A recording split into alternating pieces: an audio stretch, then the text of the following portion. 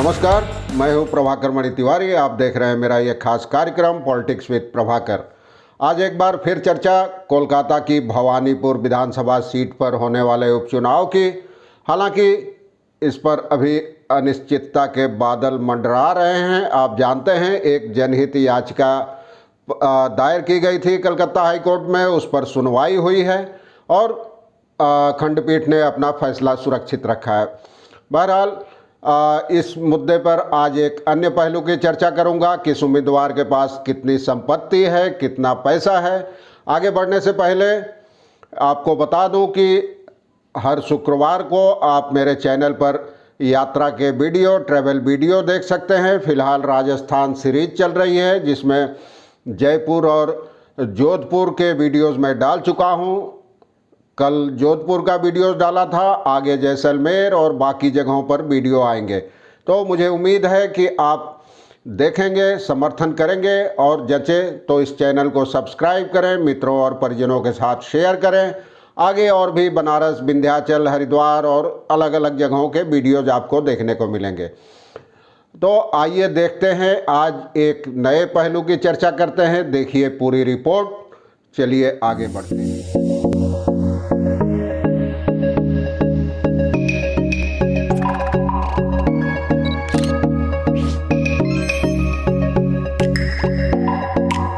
आप जानते हैं भवानीपुर में 30 तारीख को मतदान होना है। इसी महीने 3 अक्टूबर को वोटों की गिनती होगी।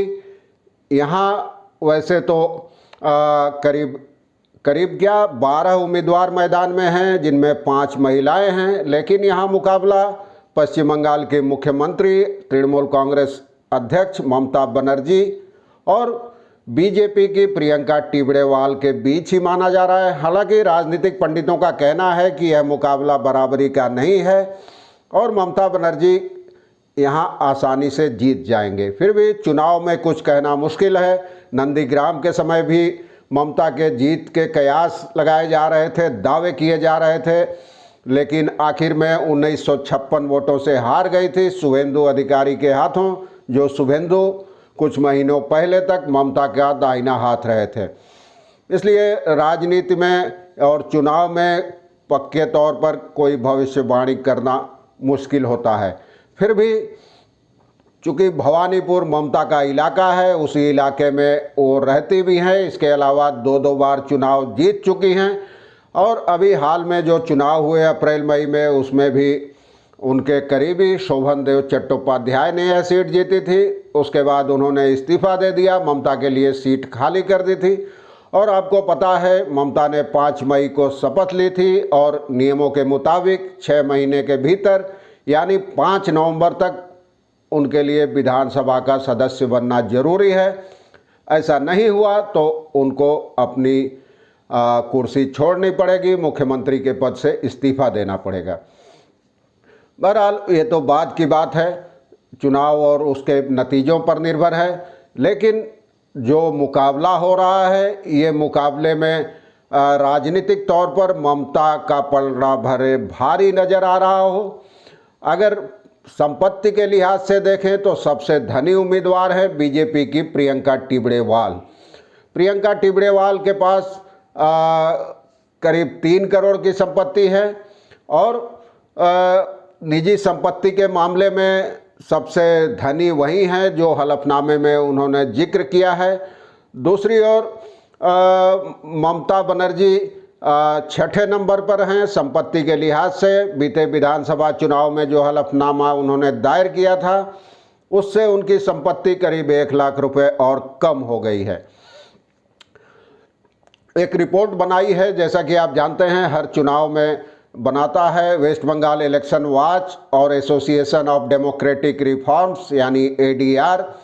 वो तमाम उम्मीदवारों के हलफनामों का विश्लेषण कर एक रिपोर्ट तैयार करता है उनकी निजी संपत्ति के बारे में। उस रिपोर्ट में कहा गया है कि भवानीपुर सीट पर जो 12 उम्मीदवार मैदान में हैं, उनमें 2 करोड़पति उम्मीदवार हैं और दिलचस्प बात यह है कि वो दोनों महिलाएं ही हैं। इनमें अगर 12 उम्मीदवारों की संपत्ति का अनुपात निकाला जाए, औसत निकाला जाए, तो औसत संपत्ति हर उम्मीदवार की 67.36 लाख 67.36 लाख निकलती है। और जैसा कि मैं आपको बताया पहले कि 5 महिलाएं उम्मीदवार, यहाँ 5 महिलाएं मैदान में हैं। बीजेपी की प्रियंका टिबड़ीवाल ने अपने हलफनामे में जो जिक्र किया है उसके मुताबिक उनके पास 3 करोड़ की चल अचल संपत्ति है। इसके अलावा निर्दलीय के रूप में मैदान में उतरे मलय गुहार राय, माफ़ कीजिएगा, मैंने कहा था कि दोनों महिलाएं करोड़पति है, लेकिन एक ही महिला करोड़पति है, प्रियंका टिबड़ीवाल। दूसरे मलय गुहार राय जो निर्दलीय उम्मीदवार हैं, उनकी संपत्ति करीब 2 करोड़ रुपए है, जैसा कि उन्होंने अपने हलफनामे में कहा है। दूसरी ओर तृणमूल कांग्रेस उम्मीदवार और मुख्यमंत्री ममता बनर्जी की ओर से दायर हलफनामे के मुताबिक उनकी संपत्ति 15,38,029 रुपये है। एडीआर की रिपोर्ट में कहा गया है कि मुख्यमंत्री की संपत्ति की कीमत में पिछले चुनाव के मुकाबले 1,34,000 रुपये की कमी आई है। उन्होंने पूर्व मेदिनीपुर के नंदीग्राम से चुनाव लड़ते समय जो हलफनामा दायर किया था उसके मुकाबले उनकी संपत्ति 1.34 लाख कम हो गई है।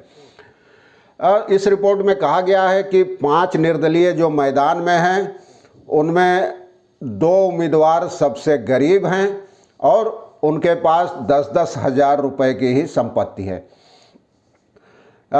एडवोकेट और सीपीएम के युवा नेता श्रीजीव बिश्वास, वो लेफ्ट फ्रंट के उम्मीदवार के रूप में मैदान में हैं। उनके पास 32 लाख रुपए की चल अचल संपत्ति है। इसके अलावा इस और भी कई उनका जिक्र किया गया है उम्मीदवारों का। इस चुनाव में सरगर्मी धीरे धीरे बढ़ती जा रही है। हरदीप सिंह पुरी केंद्रीय मंत्री, इसके अलावा स्मृति ईरानी भी प्रियंका टिबड़ीवाल के समर्थन में प्रचार कर रही हैं और इसका नतीजा चुनाव का 3 अक्टूबर को घोषित किया जाएगा। आप जानते हैं नंदीग्राम में ममता बनर्जी करीब 1956 वोटों से महज 1956 वोटों के अंतर से पराजित हो गई थी।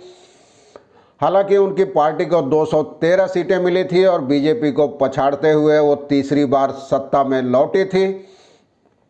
और आप जानते ही हैं, मैंने रिपोर्ट में जिक्र किया है कि ममता बनर्जी को 5 नवंबर तक उनका विधानसभा का सदस्य बनना जरूरी है संवैधानिक रूप से।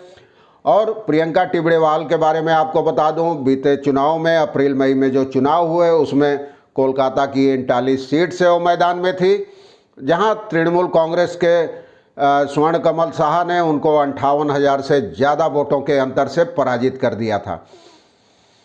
और तृणमूल कांग्रेस ने हाल में ये मुद्दा भी उठाया है अपने प्रचार में। ममता बनर्जी और प्रियंका टिबड़ीवाल की संपत्ति में जो जमीन आसमान का फ़र्क है, करीब 20 गुने का फ़र्क है, कहाँ 15 लाख कहाँ 3 करोड़।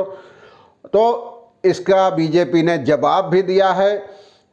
प्रियंका टिबड़ीवाल ने कहा है कि ये मेरी मेहनत की कमाई है, मैं ईमानदारी से टैक्स देती हूँ इस कमाई पर। मैं पढ़ी लिखी हूँ, एडवोकेट हूँ और 18 साल की उम्र से ही काम कर रही हूँ और मेरे पास जो भी संपत्ति है मेरी अपनी कमाई हुई है, अपने मेहनत से, लगन से, परिश्रम से कमाई हुई है। और प्रियंका ने कहा कि हमारी मुख्यमंत्री तो हवाई चप्पल पहनती हैं और सूती साड़ी पहनती हैं, लेकिन उनके भतीजे सांसद अभिषेक बनर्जी जो तृणमूल कांग्रेस के राष्ट्रीय महासचिव भी हैं, वो करोड़ों के मकान में रहते हैं और सब लोग जानते हैं कि तृणमूल कांग्रेस का पैसा कहां से आता है। तो ये आरोप प्रत्यारोप का दौर चल रहा है, लेकिन एक खबर दिलचस्प लगी, मुझे लगा कि आपको जानना चाहिए कि किसके पास कितनी संपत्ति है, कितने लोग मैदान में हैं। और भवानीपुर की ग्राउंड रिपोर्ट मैं लगातार आपको देता रहा हूं, आगे भी देता रहूंगा, तो इसे देखते रहिए। आपको एक तस्वीर मिल जाएगी कि क्या हो रहा है भवानीपुर में, क्या चल रहा है, कैसा प्रचार है, क्या तस्वीर है, ये सब चीज़ें आपको मिल जाएगी। फिर एक बार दोहरा दूं कि मेरा ट्रैवल वीडियोस देखना भी मत भूलिए। राजस्थान सीरीज बहुत लाजवाब जगह है राजस्थान, और मैं करीब 2 सप्ताह वहाँ घूमता रहा, तो आपके लिए वो वीडियो मैं बनाकर अब हर हफ्ते शुक्रवार सुबह डालता रहूँगा। देखते रहिए। इसके बाद जैसलमेर आएगा और कई बहुत दिलचस्प और रहस्यमय जगहों के वीडियोज़ भी आपको देखने को मिलेंगे। अंत में आपसे एक बार फिर अनुरोध, अगर जचे तो चैनल को सब्सक्राइब करें, मित्रों परिजनों के साथ शेयर करें और घंटी का निशान भी दबा दें। आज के लिए बस इतना ही। धन्यवाद। नमस्कार।